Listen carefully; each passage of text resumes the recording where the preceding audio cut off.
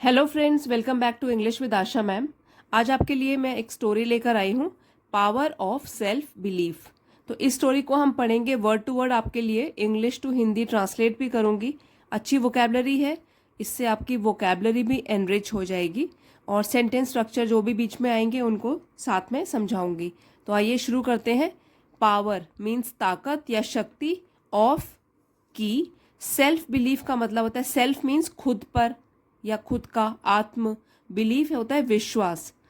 तो ये हो गया सेल्फ बिलीफ, आत्मविश्वास, पावर उसकी ताकत। आत्मविश्वास की ताकत, जब खुद पर हमको यकीन होता है तो उसमें कितनी ताकत होती है, उसके ऊपर ये स्टोरी है। आइए शुरू करते हैं। During my senior year of high school, during means के दौरान, और सीनियर ईयर सीनियर क्लासेस में, हाई स्कूल जो स्कूल होता है क्लास 10 तक। हाई स्कूल मीन्स जो क्लास 10 तक स्कूल होते हैं उसको बोलते हैं हाई स्कूल। तो जब मैं सीनियर क्लासेस में था अपने हाई स्कूल में, उसके दौरान आई डिसाइडेड टू पार्टिसिपेट मैंने डिसाइड किया। तो डिसाइडेड है, पास्ट टेंस में है, मैंने फैसला किया। आई डिसाइडेड टू पार्टिसिपेट, भाग लेने का। पार्टिसिपेट मीन्स हिस्सा लेना, भाग लेना। मैंने फैसला किया हिस्सा लेने का in the annual talent show. Annual means जो साल में एक बार होता है उसको बोलते हैं वार्षिक, और टैलेंट शो का मतलब हुआ प्रतिभा वाला शो। जैसे कि सिंगिंग का शो हो गया जिसमें हम अपनी प्रतिभा दिखाते हैं, किसी को सिंगिंग, डांसिंग या कोई भी एक्टिंग। तो कोई भी टैलेंट दिखाने का कुछ भी दिखा सकते हैं उसमें। और टैलेंट शो जो कि सालाना हमारे स्कूल में होता था, उसमें मैंने डिसाइड किया, फैसला किया कि मैं भाग लूँगा। I had always loved playing the guitar. यहाँ पे देखिए सेंटेंस स्ट्रक्चर, हैड और वर्ब की थर्ड फॉर्म लगी हुई है। तो पास्ट परफेक्ट में है ये वाला sentence. I had always loved, मुझे हमेशा से ही प्यार था, प्लेइंग द गिटार, गिटार बजाने का। प्लेइंग मतलब बजाना। तो आई हैड ऑलवेज मीन्स हमेशा, मुझे हमेशा से ही गिटार बजाने से प्यार था या गिटार बजाने का शौक था। But I had never performed in front of a large audience before. Again वही वाला स्ट्रक्चर है, हैड के साथ वर्ब की थर्ड फॉर्म लगी है, लेकिन यहाँ पे नेवर लगा है। उसकी वजह से क्या है, सेंटेंस नेगेटिव में हो गया है तो पास्ट परफेक्ट का ही सेंटेंस, लेकिन नेगेटिव है उसका। तो लेकिन क्या है, but I had never perform मतलब मैंने प्रदर्शन नहीं किया, प्रस्तुति नहीं की थी, परफॉर्मेंस नहीं दी थी, इन फ्रंट ऑफ किसी के आगे। और यहाँ पे बोला गया है अ लार्ज ऑडियंस बिफोर। तो ऑडियंस होते हैं हमारे दर्शकगण जो किसी भी इवेंट को देखते हैं, उसको बोलते हैं ऑडियंस। बिफोर पहले, अ लार्ज बहुत बड़ी। तो यहाँ से फिर से पढ़ेंगे। I had always loved playing the guitar but I had never performed in front of a large audience before. मुझे हमेशा से ही गिटार बजाने का शौक था, लेकिन मैंने कभी भी ह्यूज, बहुत सारे दर्शकों के सामने कभी भी प्रस्तुति नहीं दी थी, पहले कभी भी प्रस्तुति नहीं दी थी। नर्वसली, तो नर्वस होता है घबराहट, और नर्वसली ये एडवर्ब हो गया, घबरा कर। आई चोज, चूज का पास्ट टेंस है चोज, मैंने चुना। An old classic song, old पुराना, क्लासिक सॉन्ग।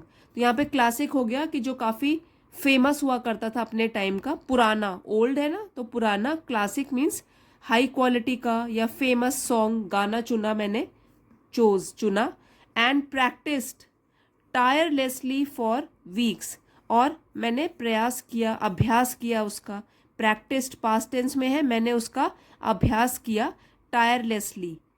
टायर से बना हुआ है, टायर मतलब थकना, यहाँ है टायरलेसली, बिना थके हुए, बिना आराम किए हुए। और इसको अथक प्रयास भी बोलते हैं, बिना रुके हुए जो प्रयास किया जाता है। यहाँ पे उसने कितने टाइम तक मेहनत करी, फॉर वीक्स, हफ्तों तक। I chose an old classic song and practice tirelessly for weeks.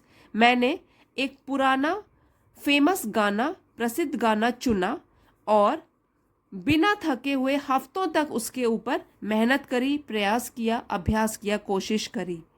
On the night of the show, on the night रात के टाइम, ऑफ द शो जब शो की रात थी, मतलब वो दिन आ गया और जब शो की रात थी, my heart raced as I walked on to the stage. My heart, मेरा दिल, रेस्ड मतलब जोर जोर से धड़कना उसको बोलते हैं, जब हार्ट बीट बढ़ जाती है। तो जब ये परफॉर्मेंस होने जा रही है तो क्या हुआ, माई हार्ट रेस्ड, मेरा दिल जोरों से धड़का, as I walked on to the stage, as जैसे ही मैं चला, walked on to the stage, stage की तरफ बढ़ा या चला। Blinded by the bright lights and the sea of faces in the audience. यहाँ पे ब्लाइंडेड मतलब चकाचौंध, क्योंकि जब स्टेज में जा रहा है तो बहुत सारी लाइट्स भी जल रही हैं, उससे क्या हो गया, blinded by the bright lights. तो ब्लाइंडेड यहाँ पे मेरे सामने बिल्कुल अंधेरा हो गया, क्योंकि चमक बहुत ज़्यादा थी लाइट्स की, बाय द ब्राइट लाइट्स, चमकीली लाइट्स वहाँ लगी हुई थी। And the sea of faces, sea तो होता है वैसे समुद्र, यहाँ पे सी ऑफ फेसेस है कि बहुत सारे चेहरे, क्योंकि पूरा का पूरा जो ऑडियंस है, ऑडियंस से वो वाला ऑडिटोरियम भरा हुआ था। तो सी ऑफ फेसेस, बहुत सारे चेहरे मुझे दिखाई दे रहे थे और लाइट बहुत जोरों से चमक रही थी। तो blinded by the bright lights and the sea of faces in the audience, दर्शकों में बहुत से चेहरे देखकर और बहुत ज़्यादा चमकीली लाइट्स की वजह से मेरे को बिल्कुल दिखना बंद हो गया और दिल भी मेरा जोरों से धड़क रहा था। As I started playing, as I जैसे ही, प्लेइंग मतलब शुरू किया मैंने बजाना, स्टार्टेड शुरू किया बजाना, माई फिंगर्स ट्रेम्बल्ड, ट्रेम्बल का मतलब होता है कांपना, क्योंकि डर लगा हुआ है उसको, अब वो पहली बार स्टेज में जा रहा है तो क्या है, ट्रेम्बल करने लग गए उसके फिंगर्स, मतलब उंगलियां, ट्रेम्बल्ड कांपे। बट सून, लेकिन जल्दी ही, the familiar chords, familiar means जानी पहचानी, और कॉर्ड्स है वो गिटार के तार, उसको बोल रहे हैं कॉर्ड्स, फ्लोड एफर्टलेसली, वो बहने लगे, एफर्टलेसली बिना प्रयास किए हुए। तो अब जैसे ही मैंने अपना फेवरेट गिटार बजाना शुरू किया तो मुझे बिना प्रयास किए ही ऐसे लगा कि सब कुछ ठीक चल रहा है, क्योंकि गिटार में मैंने बहुत प्रैक्टिस करी थी। तो जैसे ही मैंने गिटार बजाना शुरू किया तो ऐसे लगा कि बिना प्रयास किए हुए मेरे हाथ चल रहे हैं गिटार के ऊपर। Half way through the song, half way through ये एक फ्रेज है, इसका मतलब है कि किसी काम के बीच में, अभी वो काम पूरा नहीं हुआ है, बीच में ही है। हाफ वे थ्रू, तो वो तो अभी गाना गा रहा है गिटार बजा के, हाफ वे थ्रू तो बीच में ही, द सॉन्ग गाने के बीच में, the audience began clapping along, audience दर्शकगण, बिगैन बिगिन का पास्ट टेंस है, उन्होंने शुरू किया, क्लैपिंग तालियां बजाना, अलोंग साथ साथ। तो जब मैं सॉन्ग गाने के बीच में ही था तो जो भी दर्शकगण थे उन्होंने तालियां साथ साथ बजाना शुरू कर दिया मेरे गाने के साथ साथ। And a surge of confidence washed over me, surge means उमड़ पड़ना, कोई फीलिंग जो है वो उमड़ पड़ना, अचानक से हावी हो जाना किसी चीज के ऊपर।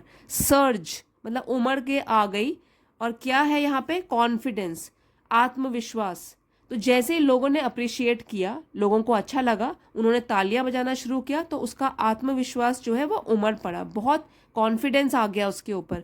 Washed over me, washed over me इस फ्रेज का मतलब है टू अफेक्ट समवन, किसी को प्रभावित करना। फेल्ट बाय समवन, जो कोई फील करता है, महसूस करता है, तो कौन सा प्रभाव उसने फील किया यहाँ पर, वो आत्मविश्वास के साथ भर गया।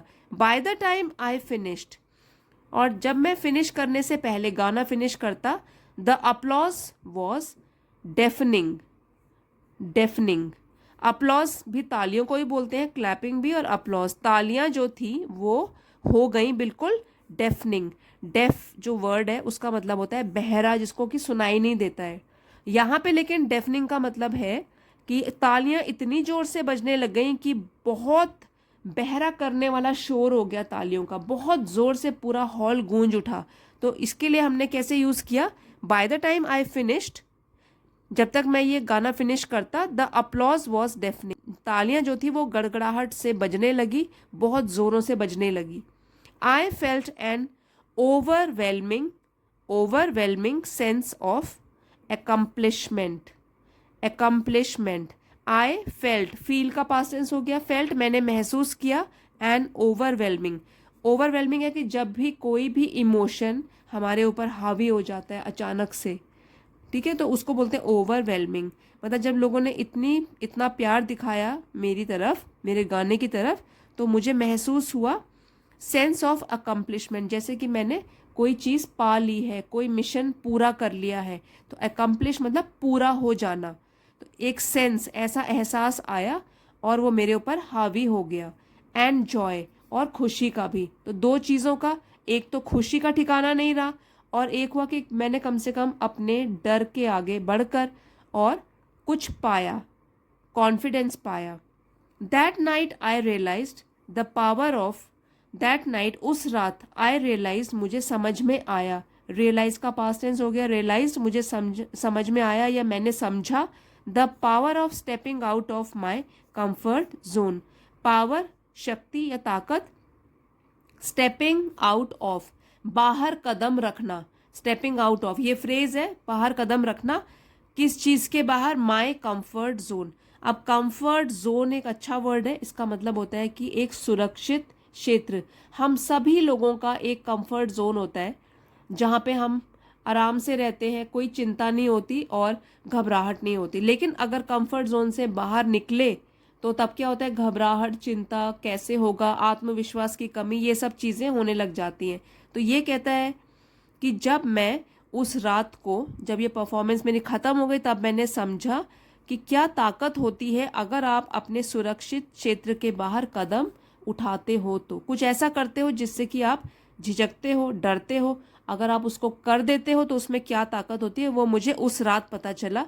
And embracing new challenges, embracing means अपनाना, नए चैलेंजेस, चुनौतियाँ। तो उस रात मुझे एक तो ये चीज़ पता लगी कि कितनी ताकत होती है अगर हम अपने सुरक्षित क्षेत्र से बाहर निकल जाए तो कॉन्फिडेंस आता है, और दूसरा है कि नई नई चुनौतियों को अपनाना चाहिए, अपने कंफर्ट जोन में बैठ के नहीं रहना चाहिए, नई नई चुनौतियों का सामना करना चाहिए, क्योंकि लाइफ जो है वो एक जगह बैठे रहने के लिए नहीं है, वो ये है कि हम अपने डर पर काबू पाएं और नई नई चीज़ें सीखें।